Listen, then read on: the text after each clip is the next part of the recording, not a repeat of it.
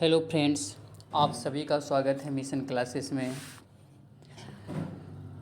मैं बहुत दिन से वीडियो नहीं डाल पाया था, इसलिए मैं आप लोगों से क्षमा चाहता हूँ। आज के बाद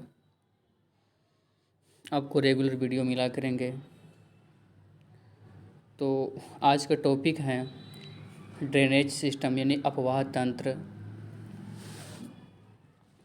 इससे लगभग आपको 40 क्वेश्चन करवाया जाएगा, जो कि मल्टीपल चॉइस क्वेश्चन होंगे और total question railway JE, railway group D या रेलवे एनटीपीसी पूछा गया है। तो देखते हैं क्या है क्वेश्चन। तो पहला क्वेश्चन यहाँ पर कह रहा है कि सोन नदी का उद्गम स्थल निम्नलिखित में से कौन सा है। तो सोन नदी का उद्गम स्थल जो है अमरकंटक की पहाड़ी है। वो क्या है? अमरकंटक की पहाड़ी है। आप लोग याद रखें, सोन नदी और नर्मदा नदी ये दोनों जो निकलती कहाँ से निकलती हैं? अमरकंटक की पहाड़ी से निकलती हैं। ठीक है ना, इसका आंसर क्या हो जाए? अमरकंटक की पहाड़ी। नेक्स्ट क्वेश्चन को देखते हैं। इनमें कौन सी गंगा की सहायक नदी नहीं है? तो यहाँ पे कहा था कि कौन सी गंगा की सहायक नदी नहीं है। तो गंगा की सहायक नदी यमुना भी है, कोसी भी है, गोमती भी है। यहाँ पे मानस क्या हो जाएगा? ये मानस यहाँ पे गंगा की सहायक नदी नहीं है। चलते हैं नेक्स्ट क्वेश्चन पर। रामगंगा नदी किस राष्ट्रीय उद्यान से होकर गुजरती है? तो रामगंगा नदी जो गुजरती है वो जिम कॉर्बेट राष्ट्रीय उद्यान से होकर गुजरती है। और ये आपको कहा जाएगा जिम राष्ट्रीय उद्यान कहाँ पे है? तो ये जिम कॉर्बेट राष्ट्रीय उद्यान जो उत्तराखंड में है। तो इसका आंसर क्या हो जाएगा? कॉर्बेट हो जाएगा।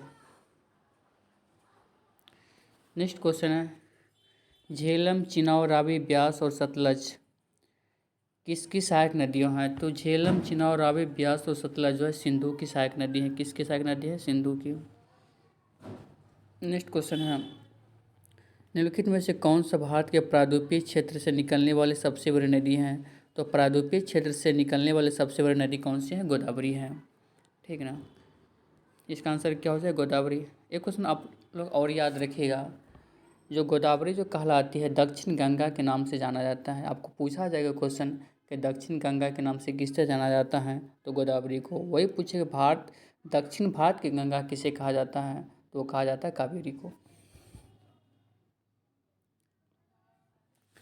प्रायद्वीपीय भारत की सबसे लंबी नदी कौन सी है? तो प्रायद्वीपीय भारत की सबसे लंबी नदी कौन सी है? यहाँ पे तो गोदावरी है। ठीक ना। और ऐसे पूछे भारत की सबसे लंबी नदी कौन सी है? तो भारत की सबसे लंबी नदी क्या है? गंगा है। और इसकी लंबाई कितनी होती है? इसकी लंबाई जो होती है 2525 किलोमीटर होती है। चलते हैं नेक्स्ट क्वेश्चन पर। आंध्र प्रदेश के दक्षिण भाग में स्थित कोलेरू झील दो नदियों के डेल्टा पर स्थित है। वही नदियाँ कौन सी हैं? तो आंध्र प्रदेश के दक्षिणी भाग में स्थित कोलेरू झील जो है वो जो है गोदावरी और कृष्णा के डेल्टा पर है।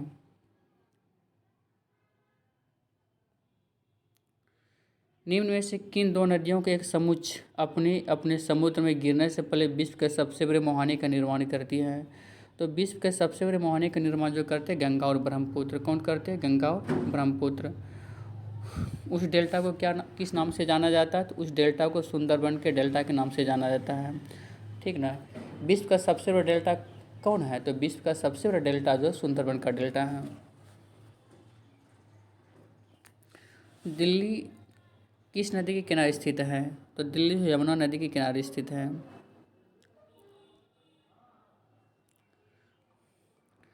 नेक्स्ट क्वेश्चन है, नर्मदा और ताप्ती डैश की ओर बहने वाली नदियाँ होती हैं। नर्मदा और ताप्ती जो प्रवाहित होती हैं पश्चिम की तरफ प्रवाहित होती हैं। समझ बात को, नर्मदा और ताप्ती कहाँ प्रवाहित होती हैं? वो पश्चिम की तरफ प्रवाहित होती हैं और जाके कहाँ पे? अरब सागर में गिर जाती हैं। तो आप आंसर क्या हो जाएगा? पश्चिम हो जाएगा। इंदिरा गांधी नहर डैश से निकलते, इंदिरा गांधी जो नहर निकलते उरी के बांध से निकलती हैं। ठीक ना। इंदिरा गांधी जो नहर निकलती किससे निकलते हैं? उरी के बांध से निकलती। इसका आंसर क्या हो जाएगा? ऑप्शन ए हो जाएगा। और ये कहा जाए उरी के बांध है किस नदी पर? तो ये सतलज और ब्यास के पर बना हुआ बांध है।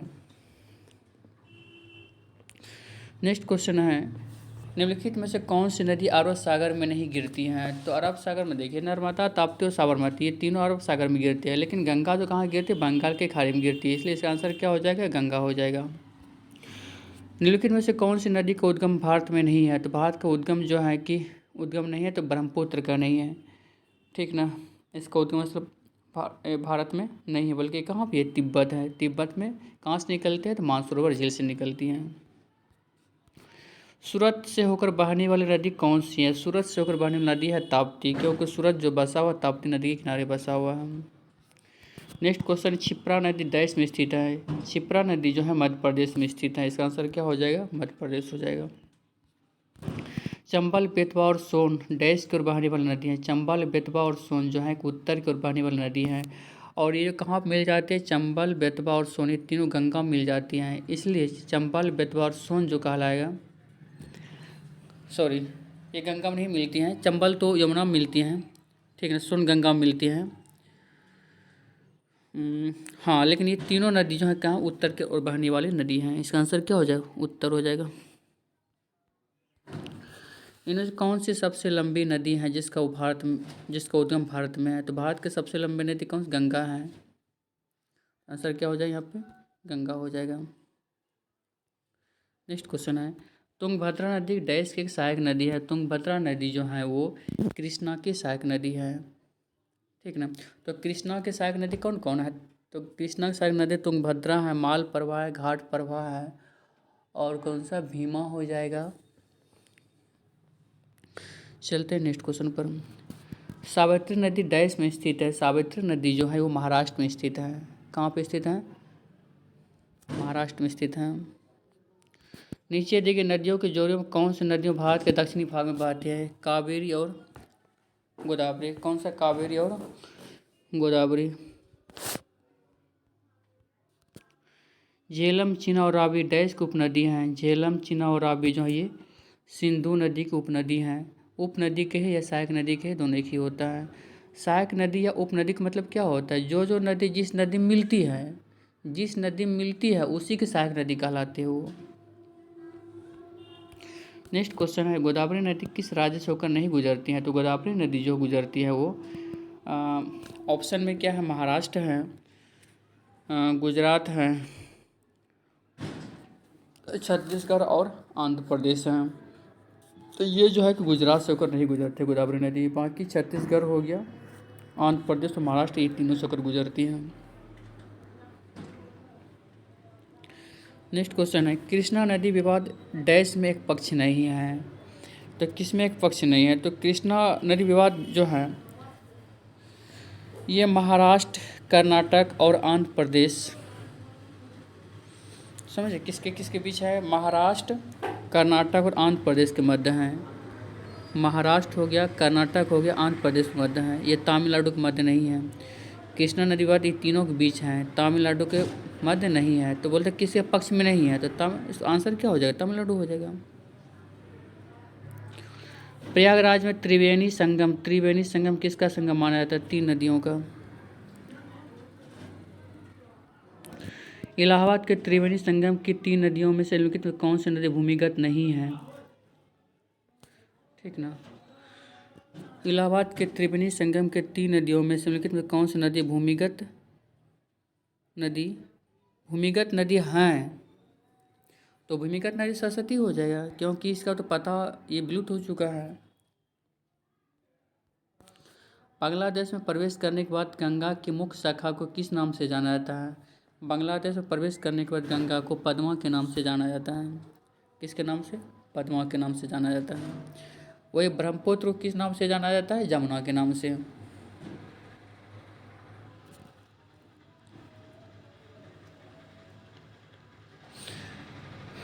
नेक्स्ट क्वेश्चन है, कालिंदी डैश नदी का दूसरा नाम है। कालिंदी जो यमुना नदी का दूसरा नाम है, किसका नाम है? कालिंदी यमुना नदी का दूसरा नाम है। निम्नलिखित में से किस नदी का उद्गम तिब्बत में है? तो तिब्बत में जो ब्रह्मपुत्र नदी का उद्गम तिब्बत में है। यार्लिंग सांगफो का प्रचलित नाम क्या है? तो यारलिंग सांगपो प्रचलित नाम है ब्रह्मपुत्र, क्योंकि सांगपो तिब्बत में जो है, तिब्बत में ब्रह्मपुत्र को सांगपो के नाम से जाना जाता है। वही ब्रह्मपुत्र नदी अरुणाचल प्रदेश में प्रवेश करती है तो दिहांग के नाम से जाना जाता है। अब फिर वही असम में प्रवेश कर जाता है तो ब्रह्मपुत्र के नाम से जाना जाता है। अब फिर बांग्लादेश में प्रवेश करते तो यमुना के नाम से जाना जाता है। निम्न में से कौन सी एक अंतर्देशीय जल निकासी के साथ एक नदी नहीं है? तो पेरियार। पेरियार के राष्ट्रीय उद्यान है ये। निम्नलिखित में नदियों में से कौन सी नदी पश्चिमी घाट में से निकलती हैं? पश्चिमी घाट से निकलती हैं कृष्णा नदी। किस नदी को बंगाल का शोक कहा जाता है? सोर ऑफ बंगाल। किसको जाना जाता है? बंगाल का शोक कहा जाता है दामोदर को।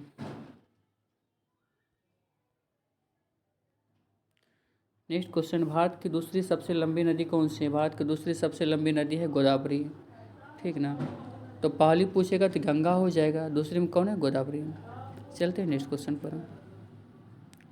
कौन सी नदी अरब सागर में नहीं मिलती है? अरब सागर में देखिए नर्मदा, पेरियार, ताप्ती ये तीनों मिलती हैं, महानदी नहीं मिलती हैं।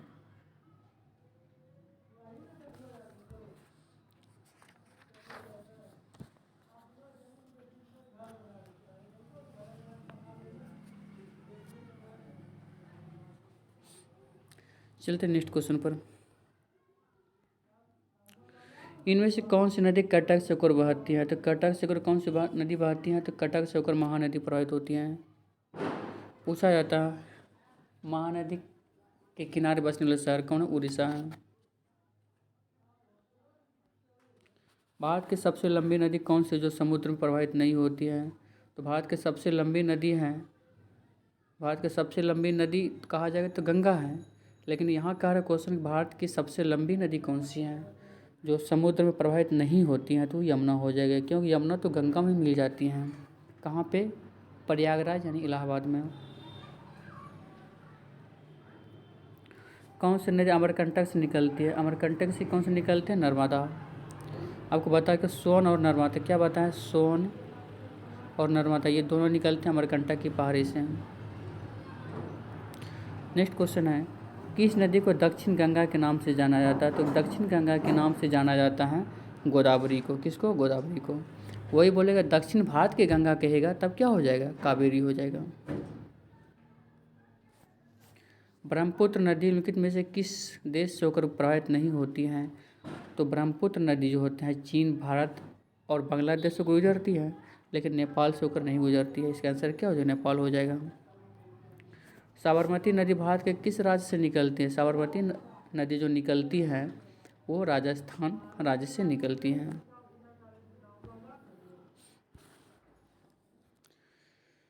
इसका आंसर क्या होगा? राजस्थान।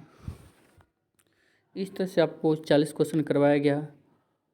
हाँ, आप लोगों को वीडियो अच्छा लगा तो प्लीज़ आप लोगों से रिक्वेस्ट है कि वीडियो को लाइक करें और मेरे जो चैनल है मिशन क्लासेस सब और इसको सब्सक्राइब करें और वीडियो को शेयर भी करें।